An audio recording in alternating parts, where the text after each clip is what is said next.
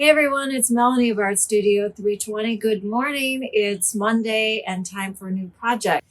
If you haven't subscribed yet, please take a moment and press that red button. And you can follow me on Instagram.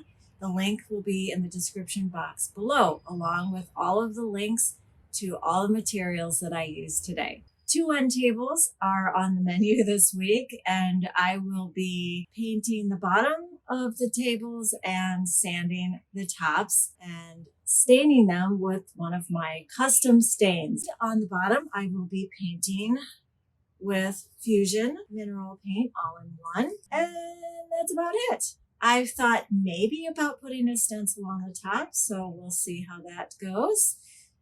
Stick around. Let's see how this turns out.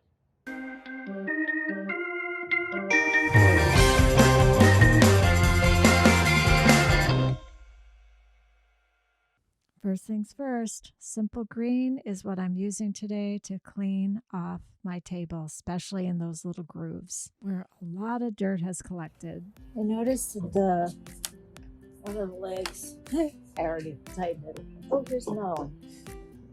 A couple of the legs are loose and they have funny looking bolts. And I just happen to have a screwdriver that works. It's like a star. 1, 2, 3, 4, 5, 6 points. Thank you, Phil, my husband, who has every tool in the world. So let's tighten it up. There's a crack here, and if I wasn't painting it, if I was staining it, I'd probably leave it. But I am painting it, so I'm going to sand this down a little bit because it's kind of sticking out. And then I'm going to put some wood filler in there just to make the paint a little smoother so the crack doesn't show. I'm using plastic wood X today. It really is my favorite wood filler because it dries fast and it's easy to sand. I didn't fill in every little hole, but I did try and get the areas that I was painting. I'm using 60 grit sandpaper to start with my orbital sander to get off that varnish. Well, something strange happened, for me anyway. There's particle board under here. Where are we? Right there. Particle board right below, which I guess is a very thin veneer. There's particle board right around this. I think what they did is they used a router to get this glue. And I don't know. What I'm going to do is I'm going to paint the center then, and I'll stain the outside. I think that might look kind of cool. And then I'll paint this as well, and the bottom. So I may do a little two-tone thing just to add some more interest. Because I know now that the veneer is in the center, I don't want to find out that there's veneer on the edges, so I'm very careful how I'm sanding. Now I'm sanding the wood filler off and scuffing up the wood so it's ready for paint. I've decided I want my blue to be a little more dusty looking. So I'm going to add some gray. So I'm going to put it in here. And I'm not measuring, of course. I don't show all my mixing, but I did add a little more of the blue, so it was just right. I'm using Homestead Blue by Fusion Mineral Paint. And I'm using my Zibra brush, the round brush, for the very first time. It's very, very good for spindly legs. It worked really well.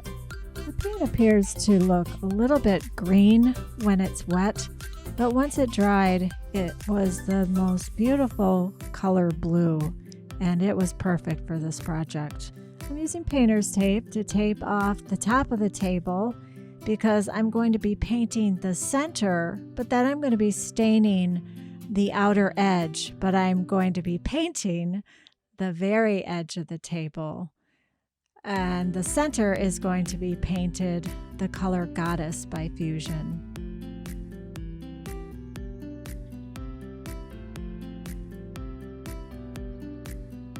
I'm using two Minwax Stain colors today, the colors Espresso and my custom color gray. I will be putting espresso over the whole thing and then trickling some gray on top. I stained one section of this table, and can you see those little white spots? I guess they're paint because the stain won't go over it. So I'm gonna sand it and it should be okay. When I was painting the center, I was using my Zibra fan brush, and I must have flicked a little bit of paint onto the edge. My fault, not the brushes. To apply the stain, I used a cloth little paper towel, and I tried to just stain along the edges very carefully, and then I trickled the gray on top. See right here? I've already taken off quite a bit. Right there. All I'm gonna do is actually, I could just use my finger too and put a little bit of wax here.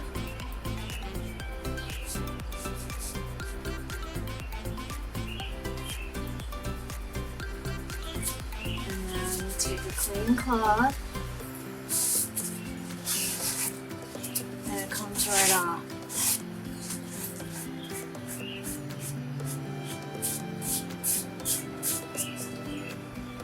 Even get into the little groove over there. So in this particular situation, the clear wax is working just fine. So I suggest check out my video on mineral spirits versus clear wax. Which one is the better eraser? And see which one is the better eraser for your project. I decided to use my stencil, so I used my tape measure to find the center. So I measured the whole way across and down and cut it in half. And I got my center. And this was a circular stencil, so I didn't have to be too careful. Then I taped it off because you want to make sure your stencils doesn't move.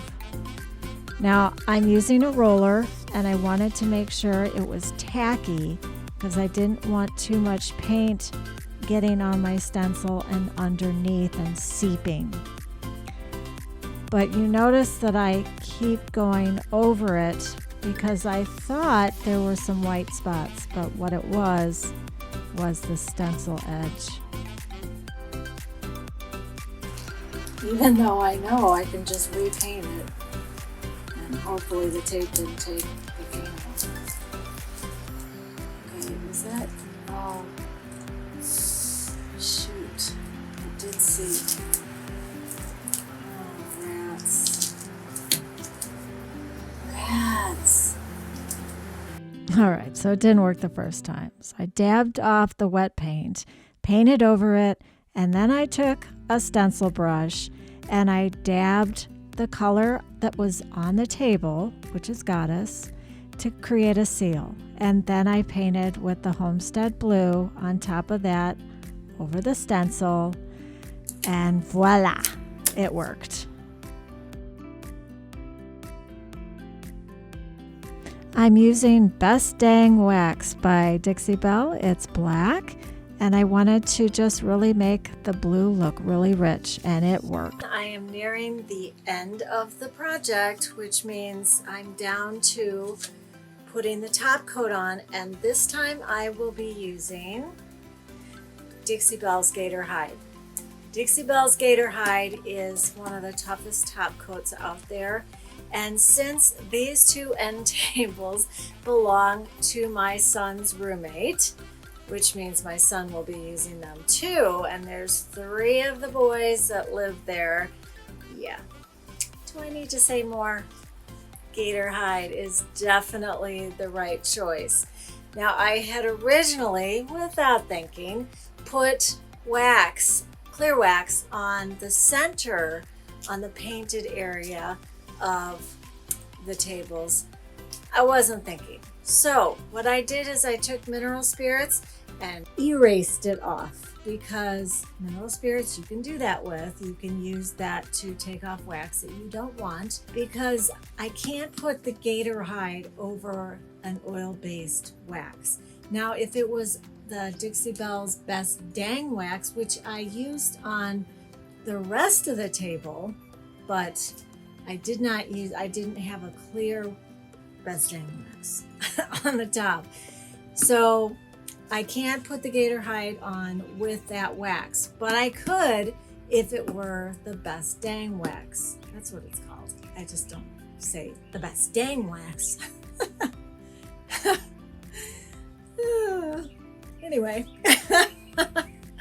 wow, somebody hit my weird button. So I've got gator hide. They suggest you use a paper plate.